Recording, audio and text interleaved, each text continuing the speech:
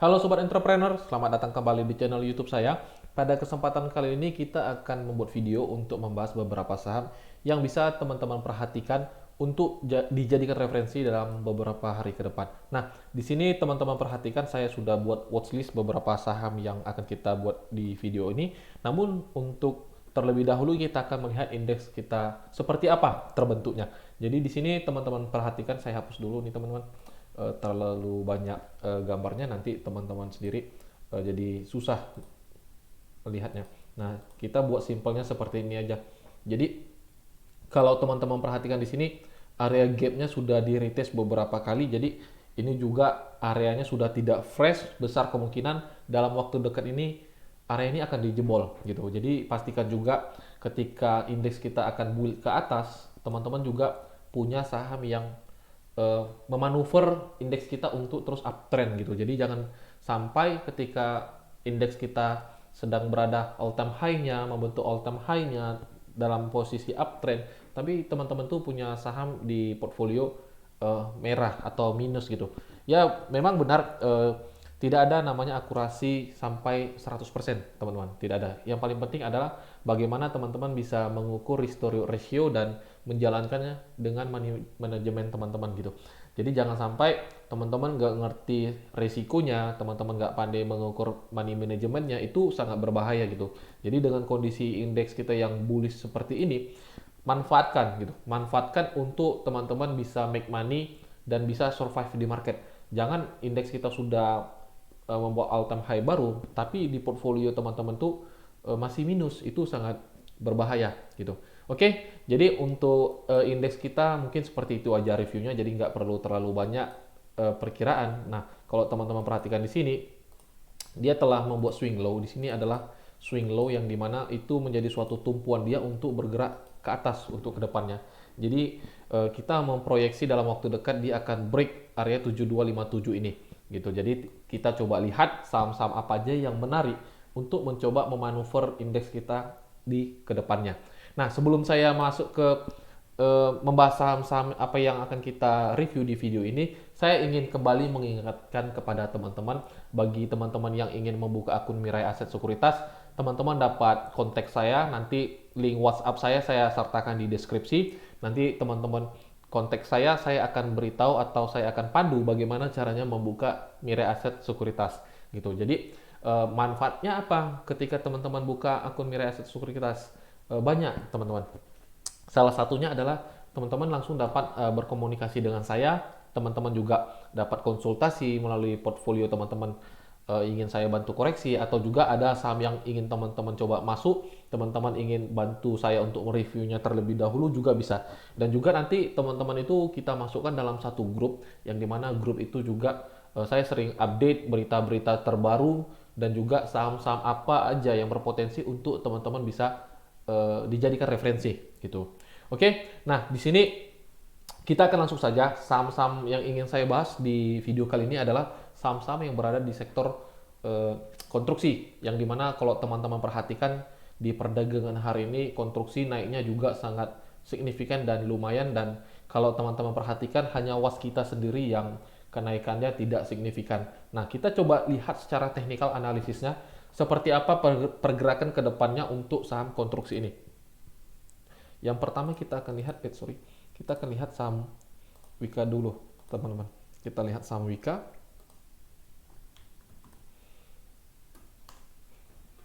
Untuk Wika sendiri, kalau teman-teman perhatikan di sini, sebenarnya kalau secara structure market sangat terlihat jelas.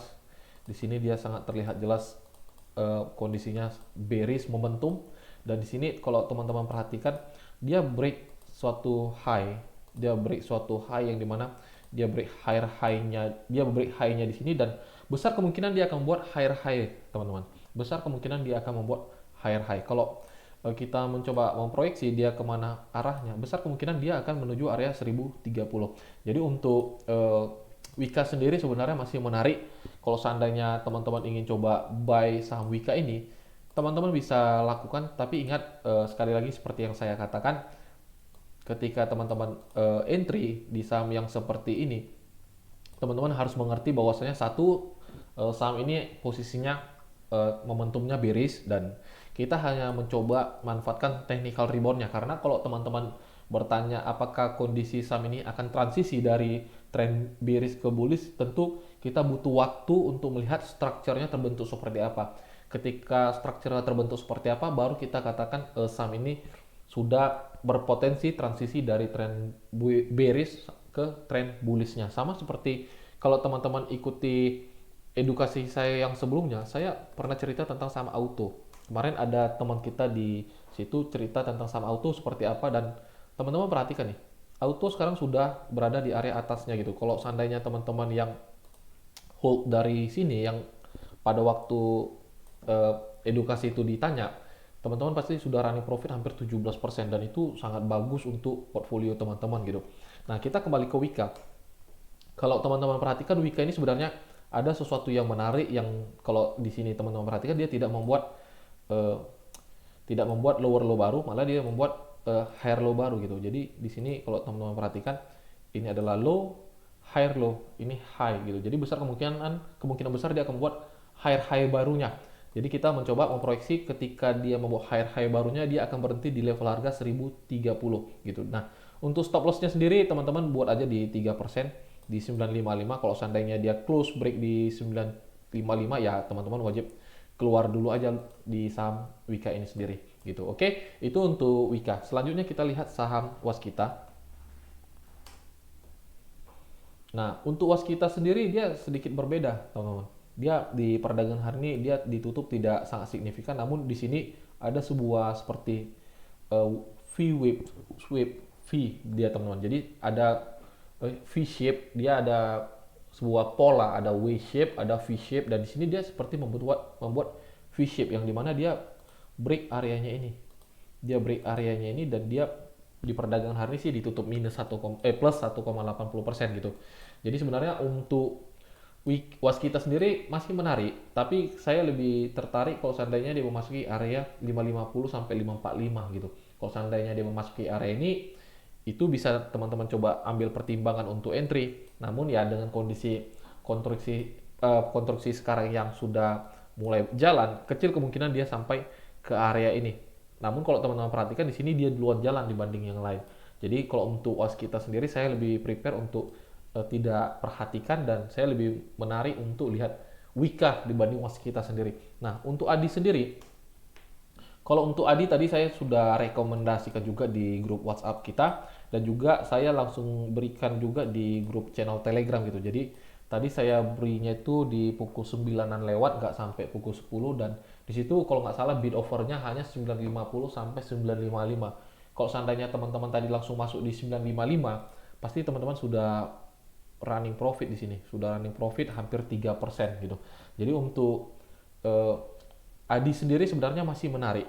Adi sendiri sebenarnya masih menarik kalau teman-teman perhatikan secara structure juga dia masih menarik. Di sini teman-teman perhatikan dia break area supply zone-nya di sini, key level penting yang telah kita tandakan, dan besar kemungkinan setidaknya dia akan kejar area 830 gitu. Kejar area 830. Untuk stop loss kita sendiri kita letak di bawah low-nya ini aja, di level 720 teman-teman. Jadi itu adalah area stop loss kita untuk saham Adi sendiri. Oke, itu untuk Adi. Selanjutnya kita lihat saham PTPP.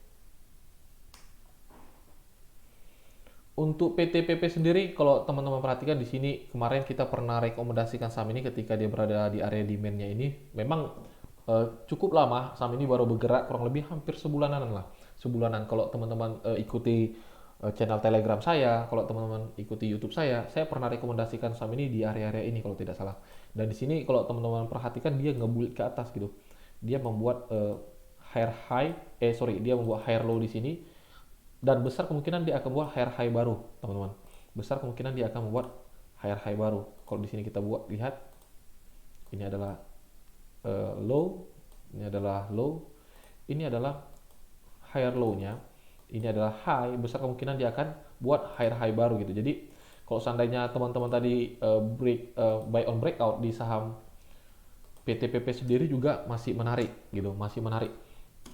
Kalau seandainya besok dia dikasih retest, ya teman-teman jangan sia-siakan momentumnya gitu, jangan sia-siakan momentumnya. Yang paling penting tuh teman-teman tahu risikonya berapa persen. Itu aja teman-teman. Jadi kalau trading itu bukan masalah akurasi juga. Kalau teman-teman akurasinya bagus, namun tidak pandai manajemenkan risk to reward ratio-nya, ya teman-teman sama aja sayang gitu, sangat sayang. Tapi kalau seandainya akurasi teman-teman tradingnya bagus dan juga money manajemennya bagus, itu teman-teman untuk make money di market, apalagi market kita sedang berada posisi trennya bagus seperti itu, ya enak aja teman-teman, udah enak aja. Terlepas pasti ada yang namanya kena stop loss, ada yang namanya kena TP, itu suatu hal yang wajar. Yang paling penting tuh teman-teman bisa mengukur risk to reward ratio-nya aja. Nah, untuk PTPP sendiri, untuk TP1-nya teman-teman bisa letak di 1020. Itu adalah area TP1 untuk PTPP sendiri. Kalau untuk swing jangka panjangnya teman-teman bisa letak langsung di 1100 ini, teman-teman. Ini adalah area high-nya yang kemungkinan besar dia bisa 7. Besar kemungkinan dia bisa 7. Yang penting teman-teman perhatikan aja structure marketnya aja. Selagi dia tidak merusak structure marketnya, dia ada potensi ke sana gitu. Ada potensi ke sana. Kalau ditanya di mana key level penting dia, teman-teman lihat aja nih, ini swing low dia. Ini adalah swing low dia. Kalau dia tidak break di bawah 915, nggak menutup potensi dia akan menuju area atas, teman-teman. Tapi kalau seandainya dia break di bawah 915, ya udah tinggalkan aja sampai TPP ini, dan termasuk saham konstruksi lainnya. Teman-teman lihat swingnya aja. Kalau dia break di bawah swing, itu lebih baik tinggalkan sahamnya gitu. Oke?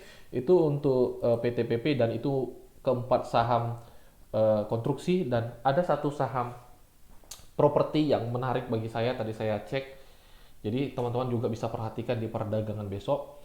Ini adalah saham SMRA, teman-teman. Ini adalah saham SMRA yang dimana dia memasuki kembali area demand kita. Kalau teman-teman perhatikan di sini dia kembali memasuki area demand kita, namun kalau teman-teman perhatikan di sini dia sudah tidak fresh lagi sebenarnya. Ya, tapi teman-teman bisa manfaatkan momentumnya. Teman-teman bisa manfaatkan, yang paling penting itu gunakan risk to reward ratio-nya aja gitu. Nah, untuk stop loss-nya sendiri hanya sekitar 3%, jadi sangat worth it untuk risk to reward ratio teman-teman. Kalau untuk TP-nya teman-teman bisa letak di 700.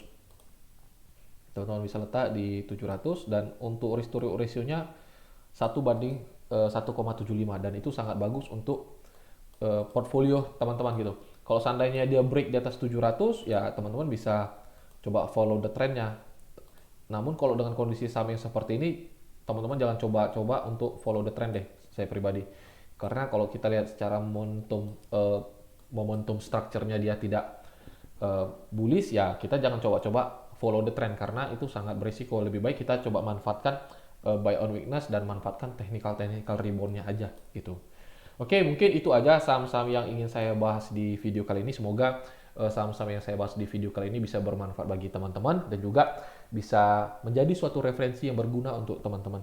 Kembali saya ingatkan kepada teman-teman semua, bagi yang ingin membuka akun Mirai Aset Sekuritas, teman-teman dapat kontak saya di WhatsApp. Nanti saya akan pandu teman-teman bagaimana untuk membuka akun Mirai Aset Sekuritas. Dan di situ nanti kita akan bergabung dalam satu grup, yang dimana grup itu langsung berada di bawah saya. Nanti saya akan sharing bagaimana teman-teman bisa melihat market, bagaimana juga teman-teman bisa